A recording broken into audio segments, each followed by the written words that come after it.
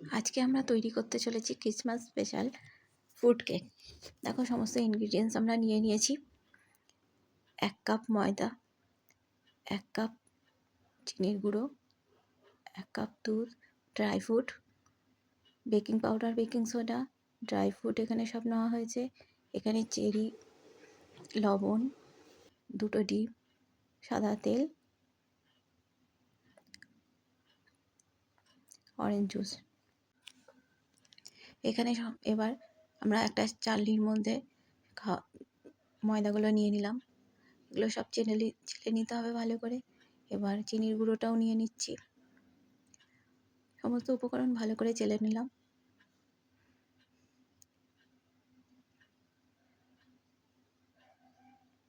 Baking powder আর baking সোডাটাও একসঙ্গে নিয়ে নেব।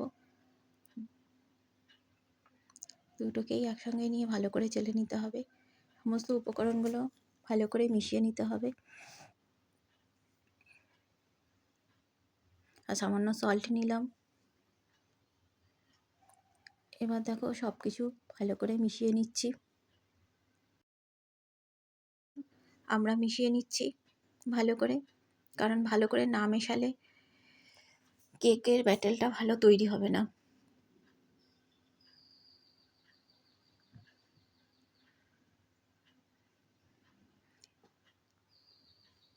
এবার এর মধ্যে 2 টিস্পুন অয়েল নিয়ে নিলাম।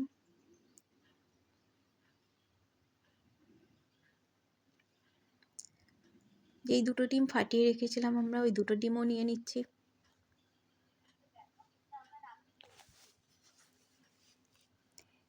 এবার সমস্ত কিছুকে আমরা ভালো করে মিক্স করে নেব।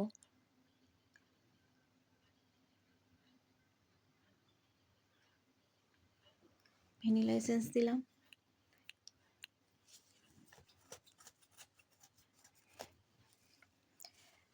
ব্যাটারটাকে ভালো করে মিশিয়ে নিতে হবে, কারণ ভালো করে মিক্স না হলে কেকের ব্যাটারটা ভালো তৈরি হবে না।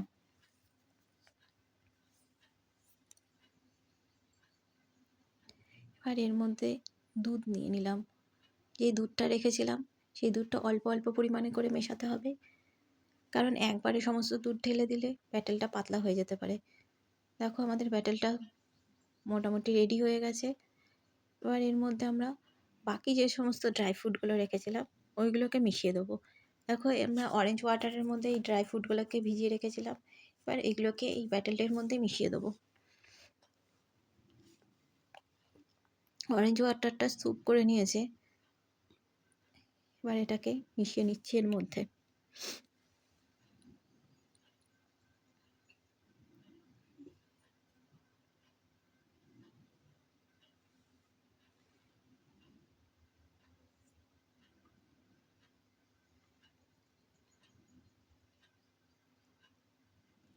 এবার বাকি ড্রাই ফ্রুটগুলোও দিয়ে দেবো।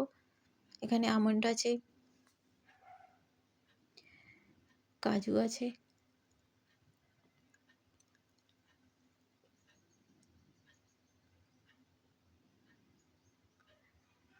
এই সমস্ত উপকরণগুলোকে ভালো করে মিশিয়ে নেব।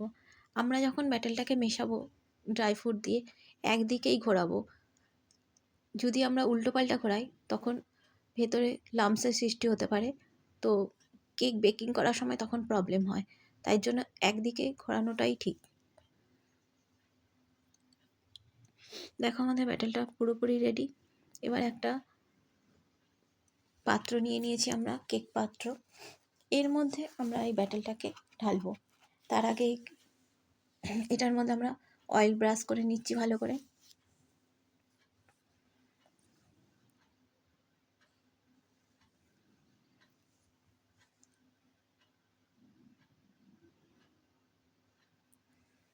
ভালো করে অয়েলটা ব্রাশ করে নিতে হবে।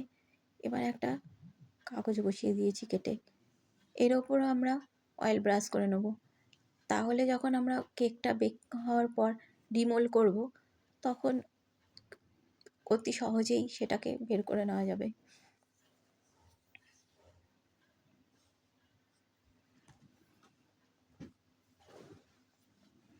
এবার সমস্ত ব্যাটারটা আমরা এই পাত্রের মধ্যে ঢেলে দিচ্ছি।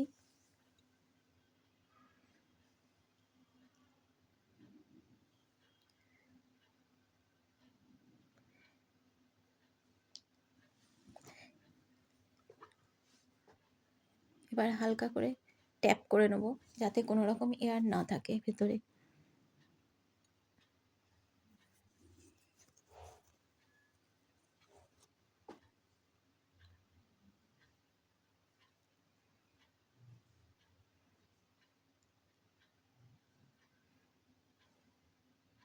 এবার ওপর দিয়ে আমরা কিছু ড্রাই ফ্রুট রেখে দিয়েছিলাম, ওইগুলো সুন্দর করে সাজিয়ে দেবো। তাহলে কেকটা যখন বেক হয়ে যাবে তো দেখতে সুন্দরই লাগবে। দেখো আমরা সমস্ত রকম ড্রাই ফ্রুটগুলো ওপর দিয়ে সাজিয়ে নিয়েছি গার্নিশিংয়ের জন্য। এবার চলো এটাকে নিয়ে যাই বেকিংয়ের জন্য। আমরা কড়াইয়ের মধ্যে লবণ দিয়ে রেখেছিলাম আর একটা স্ট্রেনার দিয়ে রেখেছি, ফ্রি হিট করে রেখেছিলাম। এবার এর মধ্যে কেকের পাত্রটাকে বসিয়ে দিচ্ছি। এবার এটাকে বসিয়ে দিয়ে আমরা ঢেকে দেবো। দেখো কেকটা আমাদের রেডি হয়ে গেছে। কেকটাকে আমরা মিনিট 30-এর জন্য লো টু মিডিয়াম স্টিমে রেখেছিলাম। দেখো এবার এটাকে কিছুক্ষণ রেস্টিং টাইম দিয়েছিলাম। এবার এটাকে ডিমোল্ড করে দেখাবো তোমাদেরকে। কেকটা আমাদের পুরোপুরি ঠান্ডা হয়ে গেছে। এবার নিচে যে পেপারটা দিয়েছিলাম ওই পেপারটাকে দেখো তুলছি আমি। অয়েল ব্রাশ করার জন্য দেখো কত সহজেই পেপারটা উঠে যাচ্ছে আমাদের, বিন্দুমাত্র অসুবিধা হচ্ছে না পেপারটা তুলতে। দেখো কেকের কালারটাও খুব সুন্দর এসছে, ভালো বেকিংও হয়েছে কেকটা।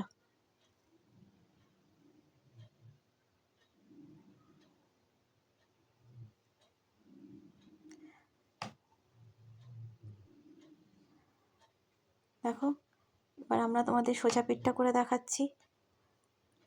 পেছন পিঠটা তো দেখতেই পাচ্ছ,